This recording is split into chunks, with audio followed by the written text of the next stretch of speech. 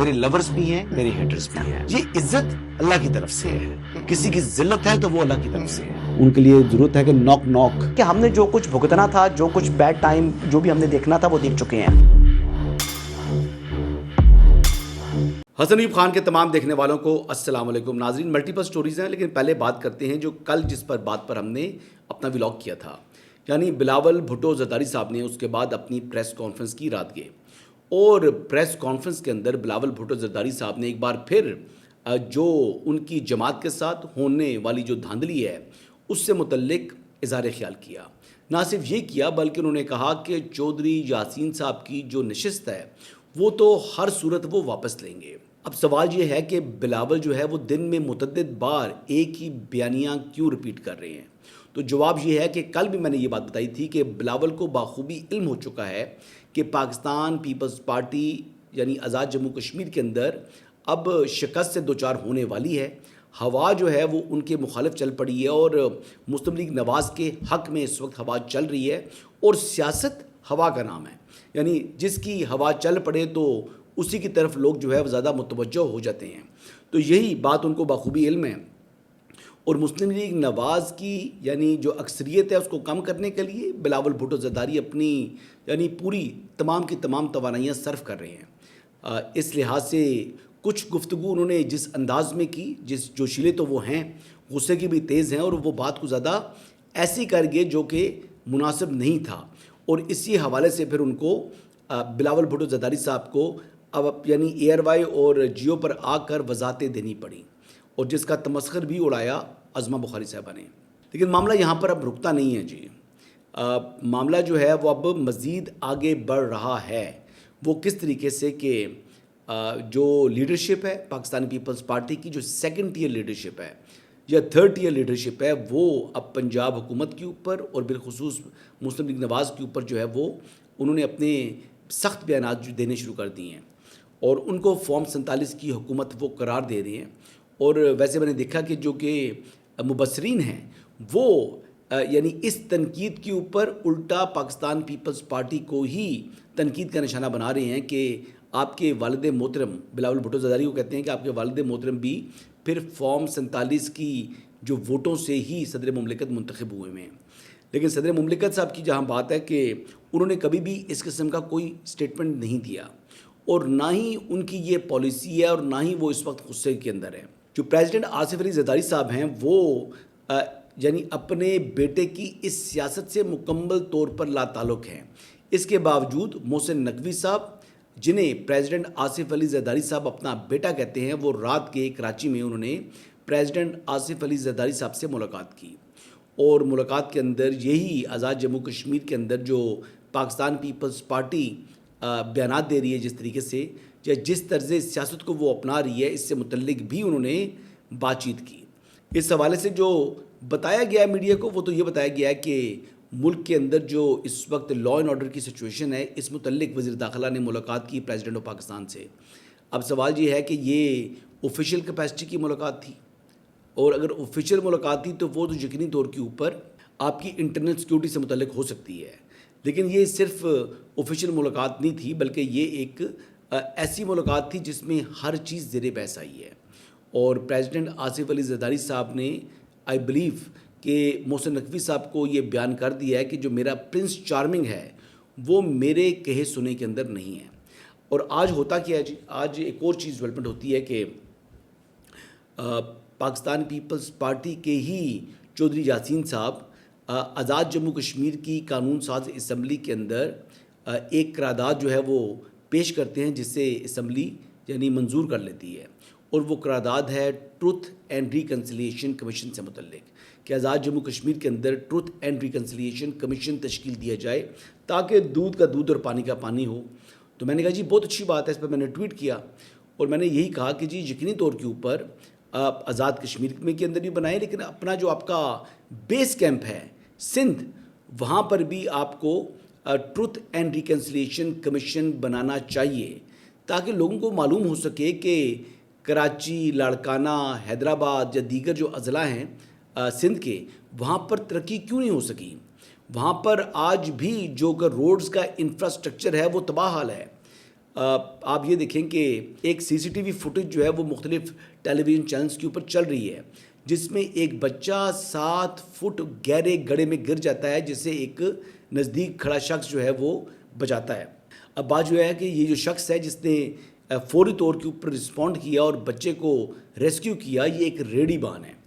अब रेडीबान ने, जिसका कोई ये फ़र्ज़ नहीं है कि वो शहरियों के तहफ़्फ़ुज़ के लिए या बच्चों के तहफ़्फ़ुज़ के लिए ये एफ़र्ट करता, लेकिन इसके बावजूद उस शख्स ने जो है बेहतरीन अंदाज से इंसानियत के नाते बच्चे को बचाया। अल्लाह ताला उसको इसका अजर दे। लेकिन रहा सवाल कि क्या सिंध हुकूमत या सिंध सरकार उसके बाद हरकत में आई, तो उसका जवाब जो है वो आज मैंने देखा ARY न्यूज़ के ऊपर जो ख़बर चल रही थी कि इस वक्त तक भी उस गड्ढे के अंदर पानी मौजूद है। इस वक्त भी उस इलाके के अंदर जो खुदाई हुई है या जिस तरीके से वहाँ की हालात जो हैं वो तबाह हाल हैं, तो वो कराची के अंदर पाकिस्तान पीपल्स पार्टी की जो कारकर्दगी है ये उसका मुंह बोलता सबूत है। अब ये बातें अगर आप करें तो फिर पीपल्स पार्टी वाले नाराज़ हो जाते हैं। तो मैंने तो यही कहा कि जी बेहतर है कि इसका आगाज़ उस बेस कैंप से हो जहाँ पर एक यानी अरसे से पाकिस्तान पीपल्स पार्टी इक़्तिदार के अंदर है। एक और इंटरेस्टिंग बात यह है जी कि बिलावल भुट्टो ज़रदारी साहब की जो पॉलिटिक्स है, इस पॉलिटिक्स के साथ बज़ाहिर मुझे आसफ़ा भुट्टो ज़रदारी जो कि फ़र्स्ट लेडी हैं, वो भी हम आवाज़ होती बज़ाहिर दिखाई नहीं दे रही, क्योंकि इस वक्त तक मैंने उनके ट्विटर के ऊपर जो टाइम लाइन है वो जाके चेक की है, तो आज़ाद जम्मू कश्मीर के जो इलेक्शन है इस हवाले से उन्होंने एक ट्वीट भी नहीं किया। ना सिर्फ एक ट्वीट किया है बल्कि बिलावल का ट्वीट भी रीट्वीट नहीं किया, बल्कि इसके अलावा उन्होंने किसी किस्म की जो इलेक्शन है AJK के इससे मुतल्लिक कोई बात ही नहीं की। तो अब ये एक बड़े वाज़े और मुंह बोलता सबूत सामने आ रहा है कि बिलावल की सियासत अलग है और आसफ़ा भुट्टो की सियासत अलग है। अब इनकी सियासत को जोड़ने के लिए क्या किया जा सकता है, सवाल ये है। तो इसका सलूशन कुछ अर्सा पहले मैंने हसन अयूब खान के अंदर दिया था। इसका सलूशन ये है जी कि मुराद अली शाह साहब की जगह आसफ़ा भुट्टो ज़रदारी को चीफ मिनिस्टर सिंध लगा दिया जाए। अब इसके लिए आसफ़ा भुट्टो को सूबाई असम्बली का रुकन बनना होगा, तो सूबाई असम्बली की वो रुकन बने और साथ ही जनाब वो चीफ मिनिस्टर बन जाएं। मैं ये बात यकीन से कह सकता हूँ कि बीइंग अ फर्स्ट टाइमर वो एक बेहतरीन अंदाज के अंदर जो है वो इस सूबे को चला सकती हैं, बल्कि करप्शन के अंदर भी एक बहुत बड़ी तब्दीली वो ला सकती हैं, क्योंकि उनका एक ऐसा स्टेटस है, वो बेनज़ीर भुट्टो की साहबजादी हैं। वो चाहें तो यानी सिंध के ऊपर अगर अपना एडमिनिस्ट्रेटिव कंट्रोल मजबूत करना चाहें तो बिल्कुल मरीम नवाज शरीफ की तरह का गवर्नेंस मॉडल प्रोड्यूस कर सकती हैं सिंध के अंदर। अब बात यह है कि सिंध हुकूमत का जो चीफ एग्जीक्यूटिव है या चीफ मिनिस्टर कोई भी भुट्टो ख़ानदान से नहीं बनाया जाता। अब ये कोई ना कानून के अंदर लिखा हुआ है ना आइन के अंदर लिखा हुआ है। तो आसफ़ा भुट्टो ज़रदारी साहिबा को अगर चीफ मिनिस्टर बना दिया जाए तो सिंध के जो मौजूदा हालात हैं, जो पस्त हाली है, मैं खाली कराची हैदराबाद और लड़काने की बात नहीं कर रहा बल्कि पूरे सिंध की बात कर रहा हूँ, उसमें खासी बेहतरी लेकर आ सकती हैं आसफ़ा भुट्टो ज़रदारी। क्योंकि एक तो वो बताया जाता है कि अपनी उम्र से बहुत ज़्यादा मैच्योर हैं, सेकंड वो बड़ी करिस्मेटिक पर्सनैलिटी हैं, बड़ी फास्टली जो है वो डिसीजन मेकिंग कर सकती हैं।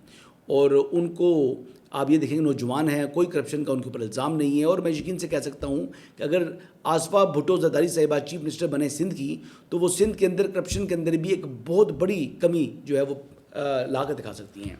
तो ये चंद बातें थी मैंने कहा आपके साथ मैं करूं। दूसरी बात यह है कि इस वक्त अगर हम देखें तो दहशतगर्दी की जद के अंदर 2 सूबे पहले से मौजूद हैं। बलूचिस्तान की अगर हम बात करें तो जो तुरबत के अंदर 6 मज़दूरों को अगवा किया गया था, उन्हें फिर तशद्दुद करके शहीद कर दिया गया है। गोलियों से छलनी इन मज़दूरों की लाशें मिली हैं जी। ये हालात चल रहे हैं तुरबत के। और दूसरी जानिब अगर हम बात करें तो हंगू के अंदर भी जो वाक़या पेश आया कि चेक पोस्ट के ऊपर हमलावर हुए दहशतगर्द, और उसके नतीजे में भी यानी मुतअद्दिद जो है वो हमारे जो पुलिस एहलकार हैं 11 के करीब वो शहीद हो चुके हैं, जबकि 8 दहशतगर्द जहन्नम वासिल हुए। तो अब 2 सूबे जो हैं वो दहशतगर्दी की लपेट में है। और बज़ाहिर इसी हवाले से आज वफाकी वज़ीर दाखिला मोहसिन नकवी साहब भी प्रेस कॉन्फ्रेंस करने जा रहे हैं। जब ये व्लॉग अपलोड होगा उस टाइम तक तो उनकी प्रेस कॉन्फ्रेंस हो चुकी होगी, बट एक सिचुएशन ऐसी बनी हुई है जिसके ऊपर जो दाखिली सलामती है इस हवाले से मोहसिन नकवी साहब जो कि वफाकी वज़ीर दाखिला हैं, उनका रोल भी अहम है। और आई एम श्योर कि वो इसी मुतल्लिक बात करेंगे। अगर उन्होंने कोई सियासत पर बात की या किसी और मामले पर भी बात करना चाहें तो वो कर सकते हैं। ज़ाहिर बात है रात को वो मुलाकात करके आए हैं प्रेसिडेंट आसिफ अली ज़रदारी साहब से। इम्पोर्टेंट खबर है कि मुसल्लह दहशतगर्दों ने ज़िला बारखान के इलाके खाता चौकी से अगवा किए गए डीएसपी रकनी मुरीद बुगटी को चंद घंटों बाद कत्ल कर दिया। और मैं सरफराज को भी देख रहा था कि उन्होंने उनकी जो मीर सरफराज बुगटी हैं चीफ मिनिस्टर, उन्होंने भी उस डीएसपी साहब की जो शहीद हुए हैं उनकी तस्वीर जो है वो सोशल मीडिया के ऊपर शेयर की है। तो इन लोगों का ये जो शोधा हैं जी, ये कौम इनकी मकरूज़ है, चाहे वो पुलिस के हैं चाहे कोई दीगर सिक्योरिटी फोर्सेस के, तो ये अपनी जानों की कुर्बानी दे रहे हैं। तो लिहाजा इनकी कुर्बानी को हमेशा याद रखना चाहिए और इनके जो सुखबरान हैं, जो फुरसा हैं, उनका ख्याल रखना रियासत पाकिस्तान की जिम्मेदारी बनती है। तो आज मोहसिन नकवी साहब की जो प्रेस कॉन्फ्रेंस है वो इसी मुतल्लिक़ होगी जी, मेरे ज़ाती राय है, इसके अलावा कोई चीज़ मुझे महसूस नहीं होती। आगे इंपॉर्टेंट बात ये है जी कि शफ़ी जान साहब हैं, आपको पता है कि मेरे वो फेवरेट हैं, आई रियली लाइक हिम। उसकी वजह यह है कि वो बेहतरीन अंदाज में टिकटॉक बनाते हैं और टिकटॉक बनाने में उनका कोई कंपैरिजन नहीं है। सुहेल आफरीदी भी टिकटॉकर हैं, लेकिन शफ़ी जान के पाए के टिकटॉकर वो नहीं हैं। अब वो शफ़ी जान साहब ने जो नादिर गुरमानी साहब हैं उनको इंटरव्यू दिया, उसमें वो कह रहे थे कि इश्क़ इमरान का वक्त आन पहुंचा है, सड़कों को गर्म करने का वक्त आन पहुंचा है। वो कह रहे हैं जी कि सुहेल आफरीदी एक नए रूप में नज़र आएंगे। वो कह रहे हैं जी मज़ामत होगी तो साथ मुफाहमत होगी। शफ़ी जान साहब की अब देखें गुफ्तगू सुने। अब वो जिस तरीके से वो हेलीकॉप्टर से उतर कर उन्होंने अपनी एक टिकटॉक बनाई हुई है, जिसके बाद मैं उनका फ़ैन हो चुका हूँ। तो सुहेल आफरीदी की तो जो टिकटॉक बनती है वो बड़ी लो स्टैंडर्ड की है। शफ़ी जान की जो प्रोडक्शन क्वालिटी है वो सुहेल आफरीदी से बहुत ज़्यादा ऊपर है। अब लेट्स सी जी, सुहेल आफरीदी साहब जो हैं वो क्या तीर चला सकते हैं, लेकिन बज़ाहिर मुझे ऐसे ही मालूम हो रहा है कि जब तक मौलाना फजल रहमान इनके साथ अपोजिशन इत्तेहाद के अंदर शरीक नहीं होते, जब तक कोई मूवमेंट ऐसी जिसमें मौलाना फजल रहमान लीड कर रहे हों वो स्टार्ट नहीं होती, तो तब तक पाकिस्तान तहरीक इंसाफ के पल्ले कुछ भी नहीं है जी। ये खाली सर्कस है, या ये कहा जा सकता है कि जी एक अपने वोटर को, अपने सपोर्टर को अपने साथ कनेक्ट रखने के लिए इस किस्म की वो गुफ्तगू जो है वो कर रहे हैं। इसके ज़्यादा मुझे इसमें इम्पोर्टेंस दिखाई नहीं दे रही। वसीम अब्बासी साहब का मैंने ट्वीट देखा जी, वो कह रहे हैं कि आइंदा चंद घंटों में पाकिस्तान, अमेरिका और ईरान के दरमियान सीज़ फायर करवाने में कामयाब हो जाएगा। अल्लाह करे जी ऐसा ही हो। बहरहाल दफ्तर ख़ारजा ने यह कहा है कि जी जो मुफाहमती यादाश्त है यानी MOU है, इसको इंटेक्ट रखने के लिए और इस हवाले से मज़ीद जो है इसको मौसर बनाने के हवाले से, और जो अपना हुरमस है इसके अंदर जो अफेयर्स हैं उनको रेगुलेट करने के हवाले से पाकिस्तान अपनी सालसी की कोशिशें जारी रखे हुए हैं। अल्लाह करे जी पाकिस्तान कामयाब हो और दुनिया को एक दफ़ा फिर अमन मिल सके। इन्हीं अल्फाज के साथ जी इजाज़त चाहूँगा। कल दोबारा से मुलाकात होगी। अल्लाह हाफ़िज़।